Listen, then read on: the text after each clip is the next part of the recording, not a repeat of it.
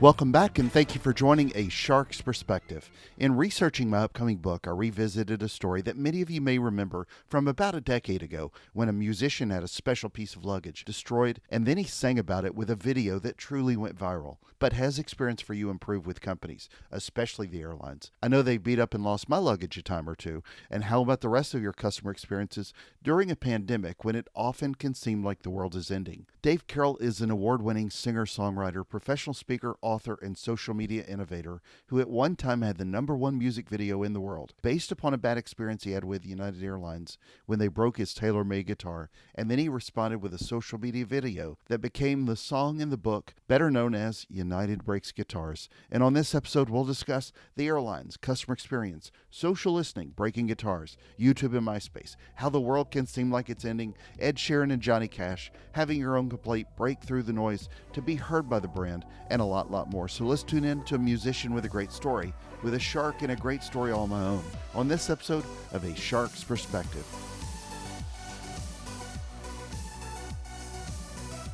Dave, thank you so much for joining us today on A Shark's Perspective. For those that haven't heard your story before, kind of, if you will, tell us your background and your career to date. Sure. So I'm a singer-songwriter by trade. That's still how I see myself, and been doing that for roughly 30 years. And 10 years ago, I had an opportunity, or a little more than that, to travel to Nebraska with my brother Don in our band called Sons of Maxwell. And we ended up traveling with United Airlines, and my guitar got broken, and that changed my life. Yeah. So tell a little bit more about that story, because that's where I knew about you some time ago. And as I was going back and writing the book that I'm writing today, your story really stood out as one of the ones that I think is just invaluable. I've run through this same kind of issue with, I think a lot of people obviously have with having either luggage broken, lost, destroyed, insulted, whatever you want to call it. But kind of tell the story a little bit about United Breaks Guitars. Sure. So my brother Don and I are in a band called Sons of Maxwell, and we were traveling to Nebraska for a gig. And we landed in Chicago to deplane and catch our connector, and somebody on the plane saw our guitars being thrown around on the tarmac. And it turned out that my Taylor guitar that I had scrimped and saved for $3,500 worth of guitar was pretty badly damaged. And the airline didn't want to take any responsibility for it for several months. I kept trying and everything, and got caught in that sort of awful customer service maze that everybody sort of has been in one way or another. And eventually, the customer service rep said they weren't going to do anything about it because I didn't open a claim within 24 hours. After 9 months of trying to get them to take responsibility for it, they just said no.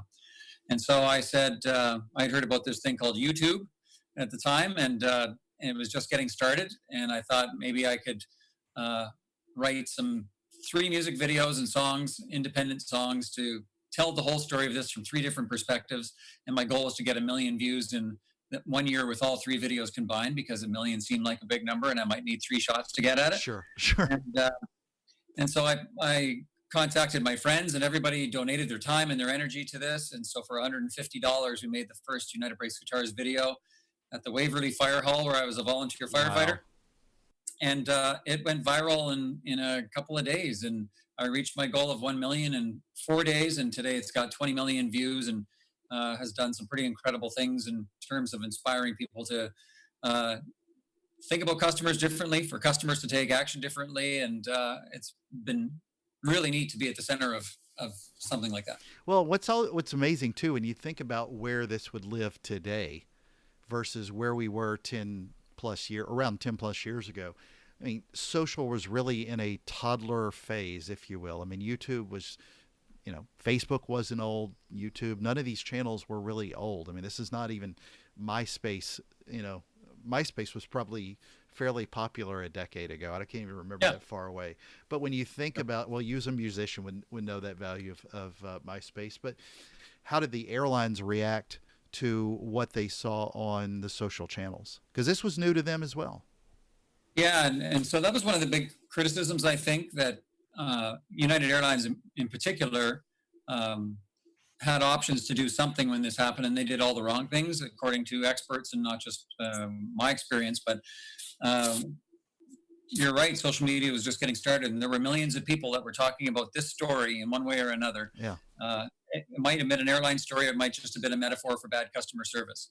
And United had the opportunity to jump into the conversation and give an alternate view of the narrative if they had one, or to say I'm sorry, or to do something. But instead, they just waited for the news cycle to pass, thinking it would, or they went and used traditional media, gave press releases that said Dave's video is it struck a chord with us, and 99.96% of our bags arrive on time or without incident. Mm-hmm. And that infuriated people because they were ignoring what they didn't do and trying to shine a light on what they did do.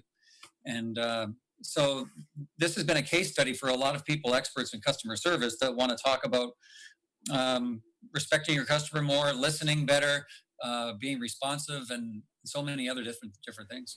Yeah, so it's a brilliant story. It's happened to me with the piece of luggage that I lost through One Airlines. They lost it, then the next flight they broke it, they replaced it, they broke it again on another flight just a few months ago, and then I had to argue a fair amount with them about the value of it, and they couldn't even justify the value of my suitcase because I didn't have a receipt for it. Well, I didn't have a receipt for it because it was a bag that same airline had replaced through a third-party vendor. And it just amazes me that now people are starting to listen a little bit more, but they're still not where we need them to be, because if it hadn't been for instances like yours, and thank God nobody was actually harmed, like the poor dogs that were, that lost, the dog that lost its life that was in a Fame story some time ago, or anybody being dragged down the aisles. But it's still interesting how many of these stories were unreported for so long. And I'm kind of curious then one,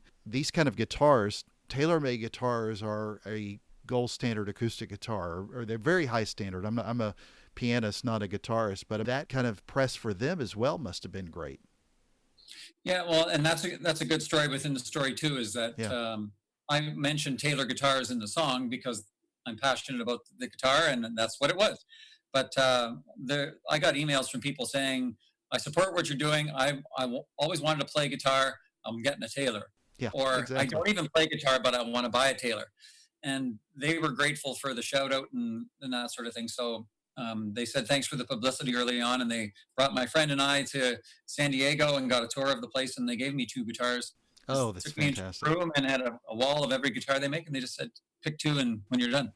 It's fantastic. Well, if you had to think about this story today, how do you think you would translate this story to get the attention? Do you think it would necessarily get the attention in today's landscape? Because, social has exploded so much that sometimes it's really hard to compete for that attention.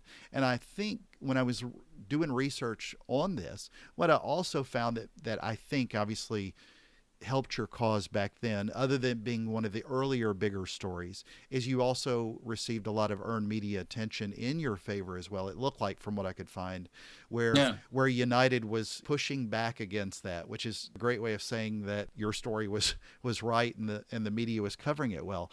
I don't know, with the rapid amount of stuff that happens every day on TikTok alone, for example, that would necessarily move this up to the top on any channel, YouTube, Facebook, whatever. I think for sure there's so much more noise out there that it wouldn't have cut through the same way. In July 2009, United Breaks Guitars was the #1 music video in the world for the month of July, or the #6 most watched video of any kind on YouTube for the month of July. So and now 10 years later, it's got 20 million views, and there are videos that have 1 billion views now.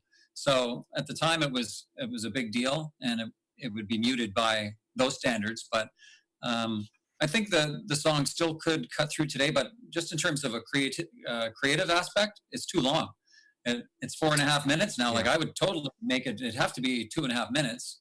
TikTok is 1 minute videos, so the attention span for people is even shorter than it was 10 years ago. That's a great point. Yeah, I mean, with anything like this, you almost have to design a shorter, more concise marketing plan to really elevate what you're trying to tell a brand to do. So talk about the new projects now that you're working on. Your career sort of evolved into a musician / customer experience. I mean, you're an OG customer experience influencer. So talk about what the work that you're doing now. So what ended up happening, probably the biggest boon to my career, happened fairly recently, or fairly shortly after the video went viral, where I was asked to tell my story at a conference. they said 700 of the biggest brands in the world are going to be here. We want you to be our opening speaker. And you do this all the time, right? And I said, of course I do. And I'd never done any speaking in my life. And they said, great. Well, you're gonna be our opening speaker next week. And I had to scramble and learn how to be a speaker in 6 days, which is impossible. So I just spoke from the heart and let her rip from the stage. But it went well, and I decided it was something I really liked. And so for the last 10 years, I've traveled now to over 34 countries telling this story and the insights around it. And rather than see this as a story of how to take a brand down, I've never seen it that way. And I present it as a way to introduce the idea of being kinder to other people and bringing compassion into business as a business decision at the beginning, not if there's enough money left for it at the end of Q2, for instance. And so I'm a big believer in that, and it's been congruent with my brand. And as a storyteller and a songwriter, I've always been writing from that perspective. I think if I look back on my material, that it's always been about trying to be kinder to people and finding, happier things to sing about. And so I still do that.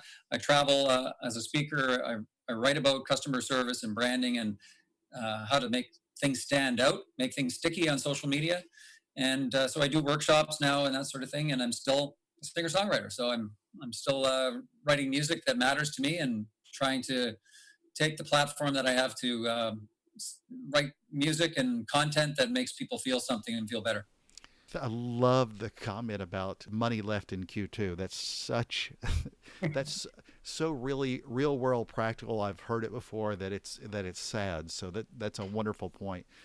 The song that you wrote, When the World Stops Ending, talk about that, because I think that's a really interesting for where we are in times today as well. Yeah. So I think this is the first time that the world has ever simultaneously stopped at all four corners of the planet to consider that we have a common problem and that we should work towards a common solution. Even with climate change, there's division, and in some of the biggest wars we've ever had, there's been places in the world that haven't been really affected by it. But a pandemic in this particular age, we're so connected, and you can reach every part of the world within hours. The world has sort of stopped turning for the pandemic for months. And so out of that, I said to my friend, we should write a song called When the World Stops Ending. And it was pretty neat to actually have a pandemic rules style of writing and creating music where no one was ever in the same room together. And we just, we wrote over Zoom and recorded separately in our different places and mixed it at another place where neither of us went, and had a video edited in Ontario, where here I am in Nova Scotia. So we created a communal piece of music from a distance. And the nature of the song is saying, what are we going to be like when we emerge from this? How are we going to be going back to business as usual? And how are we going to understand ourselves any better than we maybe did before? So the beauty of it, the way that we wrote the song, was that we deliberately didn't focus on COVID-19. It's just another crisis, because everybody experiences challenges in life at different places and times. And we wanted to have the song speak to those people as well. And there's a lot of social unrest in the United States right now, and I think the song's applicable to that too. Agreed. Very much so. So one of the things I've been talking about with a lot of people as of recent is how we're going to come out of this from a customer experience perspective, and what we do with brands. So much of it was bad before with customer experience. It's what's driven me to write a book about it. However, I also understand that there are so many businesses that are just trying to stay in survival mode as we emerge from this. And one of the things that I'm worried to some degree is, how will this impact in the times coming? Are we going to allot more money towards growing a business, which is where I've spent a lot of my career, versus taking out money that would have been used towards customer service, customer experience, and all those more of those different touch points, how we spent more times actually talking to people versus just leveraging a cheaper technology to automate so much of that conversation. So I'm just curious where you think we may emerge out of this, and do you think this has taught us a lesson, or are we going to regress back to some bad habits? That's a good question, and I think the answer it's like in so many different areas. It depends on who's leading the company and what the culture is in the company. Because if you have, if your company's being led by somebody who thinks customer service is that thing you invest in if you have the money. If they're a marketing person, if they think marketing is everything, then customer service is usually suffering in those companies. And you have to see, I have a protocol I call compassionate design that says there's 5 stakeholders in every business, including your employees and your customers and your investors. And if you don't try and find a win for all of them simultaneously, you're hurting yourself. So I think you're seeing right now great companies that have had to cease what they do because of COVID-19, but they're still in business because they've taken the time to ask the question, what else can I be? And how can I help somebody else? And they go from making one thing to PPE or shields and that sort of thing. Mm-hmm. And they're needed and people are buying them, and they're literally saving lives, and they're keeping their employees in and creating a culture of, I care enough about you as my employee that I'm going to find a way to keep you employed so you don't have to go. And that will trickle down when it comes time for customer service. If you called that company, you would get a different feeling after speaking with them to the company that is quick to fire somebody or invest in marketing over customer service. It really depends on where you begin your mindset. Agreed. And, one of the things as a speaker, somebody that's traveling all over the planet, booking a lot of air travel, I obviously, like most people, had to cancel travel plans at all the airlines, and people did this with cruise ships and hotels. We saw it across the board. One of the things that I noticed that was a pleasant surprise to me was that the conversations I was having with people at airlines and hotels in particular, I'm not a cruise ship guy, but airlines and hotels in particular, was a much better customer service experience than I expected. I expected so much of it to push back to some degree. I expected them to be a little resistant to try to save some money. And it would have, in some ways, been understandable because they've been a giant pain in the behind for the last 10 years on any kind of cancellations. Would love to charge you a $200 fee for moving anything from one flight to 10 minutes later just to help yourself out. So I did find some really pleasant surprise in how those conversations were. What I'm also interested in, though, in sort of your thoughts, is do you think these changes that so many brands have made will be sustainable? Are the changes that we put in place today that we as customers wanted and needed and have screamed for, didn't like all the fees and the dumb things the dumb walls that they built around these processes, but now we're stuck with them? And we've sort of, been lulled into that being the new normal of bad CX. But now they've opened that up and we're starting to see better things happen. Do you think we're at a point where we'll consistently stay with those better practices going forward? I think the bigger companies they have a lot of money to analyze results more than many, so they'll keep an eye on what it's doing to the bottom line. And if regressing to what they used to do is costing them money, they'll go back. But that's a again, sad but very honest, great point. So, yeah. But what I noticed as a speaker, though, is one of my clients was Royal Caribbean Cruise Lines. Yeah. And I got to go on board one of their ships, speak to all of their captains for the whole line. It was a conference on one of their own ships, basically. And they had a program called Own It Royally. And the whole idea was to empower the 2,500 or 3,000 staff on their ships to look for and solve problems at the point of contact rather than make it somebody else's problem. Mm-hmm. And that's brilliant. And that's the leadership is saying, let's empower our people. They'll feel better. It's free because we're paying them anyway. They'll solve problems that won't turn into something else. And that type of thing is very sustainable. It's not costing the company anything extra. It's just a decision. I wanted to circle back on one thing, though, about the airlines. So when you look back on what happened with what you did with United Airlines, with United Brakes Guitars, do you think that maybe not necessarily even United, but the airlines industry in particular has come out of this in a better way? I mean, they helped you fix a specific problem at one time because you put a wonderful positive pressure to help make them better. But do you think that sustained itself as well over the last decade? Or is it something that you think maybe they've regressed back to in a bad way? Well, if you look at United specifically, they had the problem with Dr. Dow, the exactly doctor that got pulled off the plane. And that happened and was settled within days. And they apologized. They said everything they needed to say. It took 3 apologies from the CEO, but that shows you the complexity of the situation too. And to be fair, they're a unionized environment. There was a lot of distrust between the workers and management because the former CEO got paid, I think, $30 million for taking the company through these troubled times.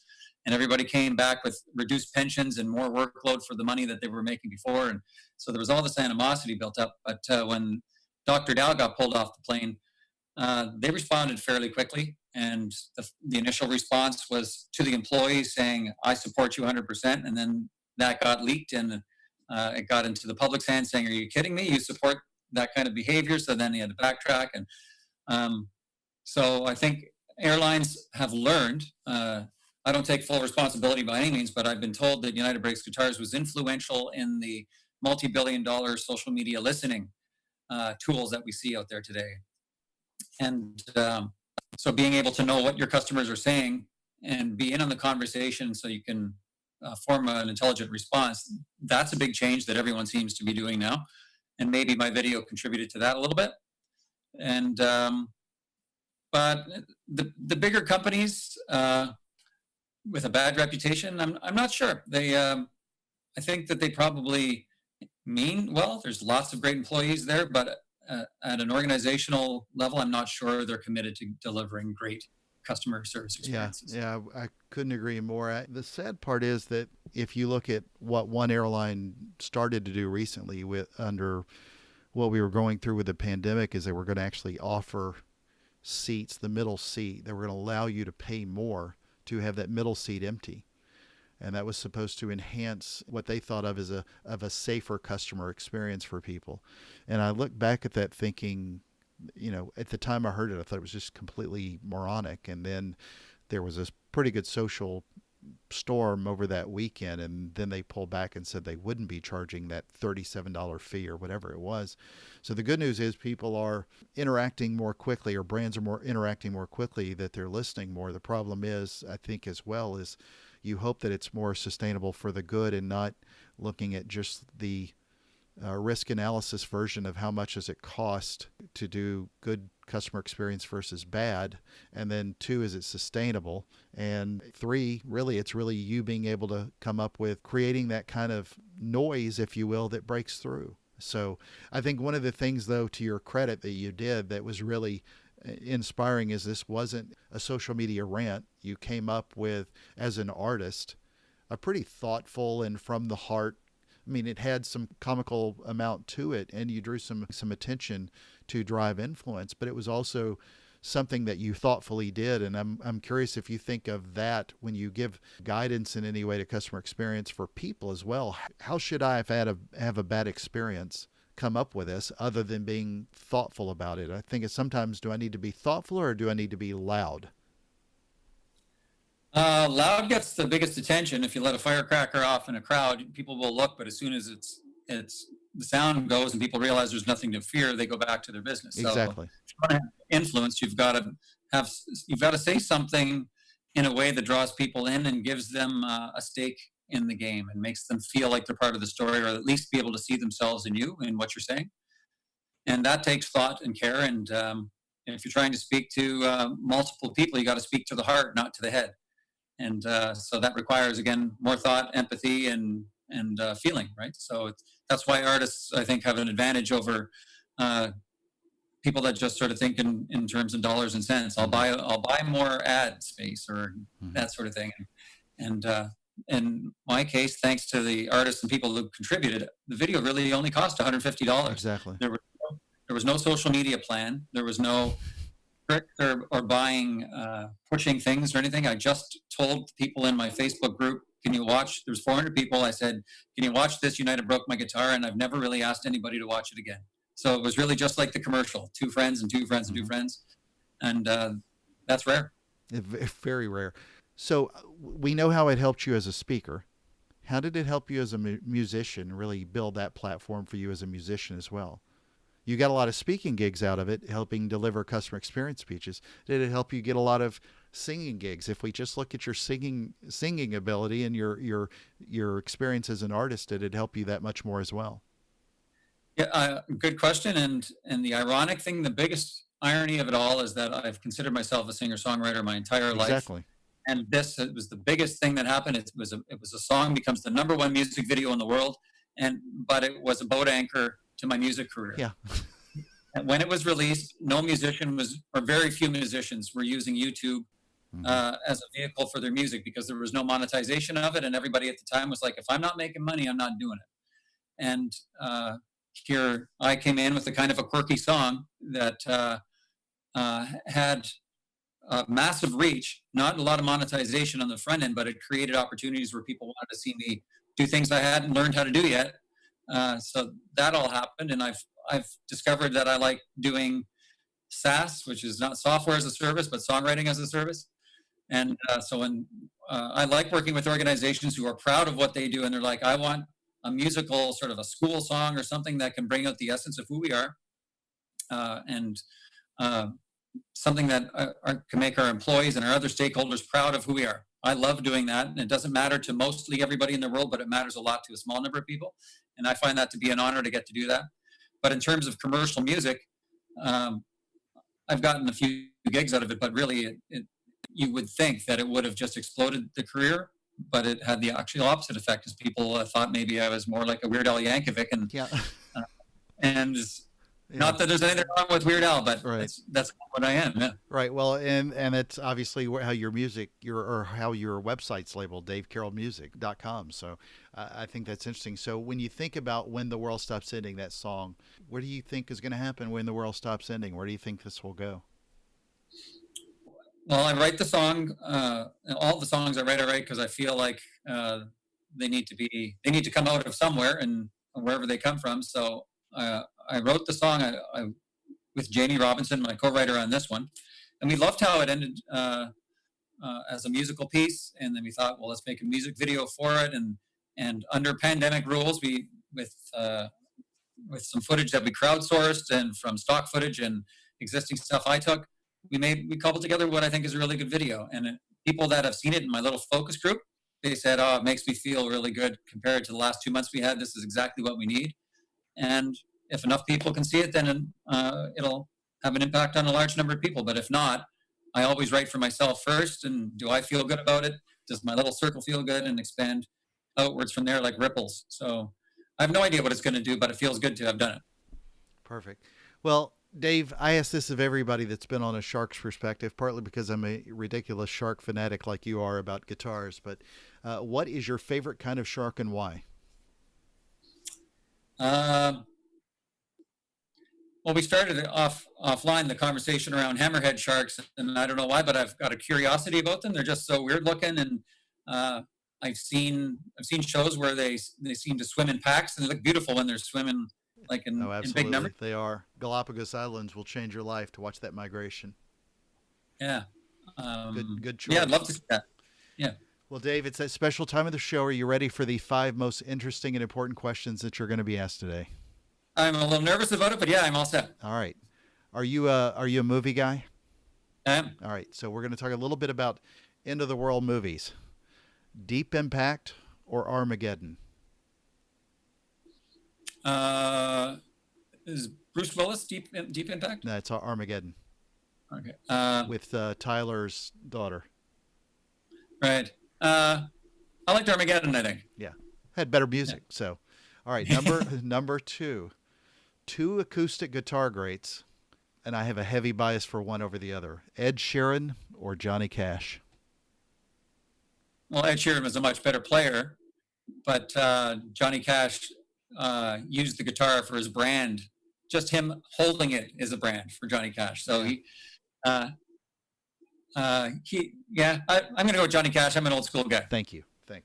All right. Number 3, Delta or American? We won't even put United in that conversation, but you've traveled since, I'm sure.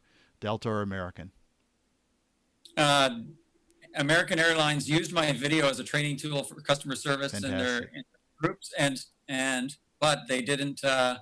When I asked them to pay a license fee for it, they said they would sue me if I bothered them anymore. So I'm not a fan of American. I'm going Delta the whole way. There you go. Number 4, Songland or The Voice? Do I have to pick one of those? One or the other. Yes. Sophie's choice for a musician. Yeah, I'll take The Voice. All right. Number 5, and the most important question that you're going to be asked today is biscuits or cornbread? Ooh, that is a conundrum. Cornbread. I'm gonna have to say cornbread. That's a good I love it. song. That's a good song to think about writing, biscuits or cornbread. So, well, Dave, where can people find out more about you? Again, I would encourage them to go back and buy the book, United Breaks Guitars, watch the video. I'll put a link of it in the show notes. But where do you want people to keep up with you and with your music, not just your customer experience expertise? Everything, I guess, Dave Carroll related, you can get a davecarrollmusic.com. You got to put the music in there, or you get a different Dave Carroll in Europe. A nice guy, but not this guy. Yeah. Great. Well, Dave, thank you so much. It's been a pleasure. Thank you for joining us today on A Shark's Perspective. Thanks, Shark.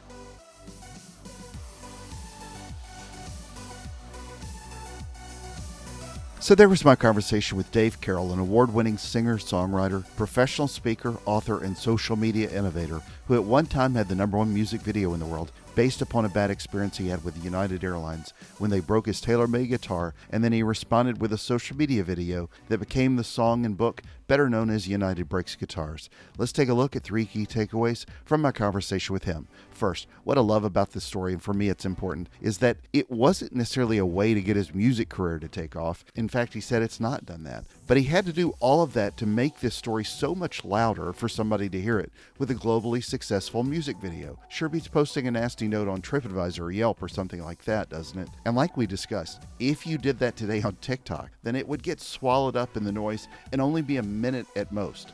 Times are a-changing, but he really struck a chord, if you'll pardon the pun, with what people, even those who don't play a guitar, were tired of experiencing with a big brand who can do better. He makes a great point on how they responded. A lot of companies will simply say something like, a great majority of the time, 99.99% of the time, we serve our customers without error. Come on. And he said that they got a lot of blowback, if you will, for it. Don't deflect without addressing what you've done specifically wrong by giving someone a bunch of gobbledygook that means nothing to them without addressing their problem, and the public knows that. Respond quickly and often if needed, and understand that a little humility and empathy can go a long way both in the public eye and with your customers. Customers care about their problems, and no one cares about how perfect you think you are most of the time. And please don't preach that, or I'll have to break out a guitar and badly play a tune for you. Second, one of my favorite points that I mentioned on other CX-focused episodes is not just addressing CX as something you budget for or focus on just as a period of time like a fiscal quarter. Dave said that you cannot look at CX and address it as a budget standpoint to see if there's extra money left at the end of Q2, for example, in order to fix this. This has to be done with a focus at the beginning. As Dave said, it begins on where you begin your mindset. Third, so what happens when the world stops ending? What's life going to continue to be like when the pandemic ends? You made all of these changes, but are they sticky? If you look at the focus, especially during the pandemic, many brands and people have shown empathy, and they've done what they could do to still serve their customers, all while just trying to stay afloat. So many things, like a lot of the charges by the airlines, for example, were finally removed. But will that stick? And will we allow them to simply go back to bad experiences once things are new normal-ish again? This is also an important part of your growth strategy. I speak about growth all the time, but will CX be sacrificed simply for other tactics to help grow a business? I sure hope not, but as he reminds us, it falls on leadership to help lead the way on this, so lead. Got a question? Send me an email to kenneth@asharksperspective.com. Thank you again for the privilege of your time. So go provide your customers with a great experience today. Respect their guitars, and whether it's in the key of D or the key of F or any other key, join us on the next episode of A Shark's Perspective.